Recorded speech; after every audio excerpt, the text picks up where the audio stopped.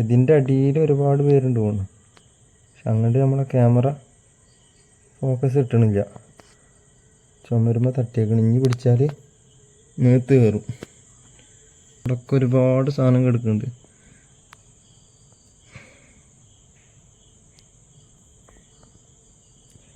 ഇതൊക്കെ അവശിഷ്ടങ്ങളാണ്. ഇതിൽ അവരെ കൂട്ടത്തിലുള്ള ആൾക്കാർ ചത്തൊക്കെ ഉണ്ട് തോന്നുന്നു.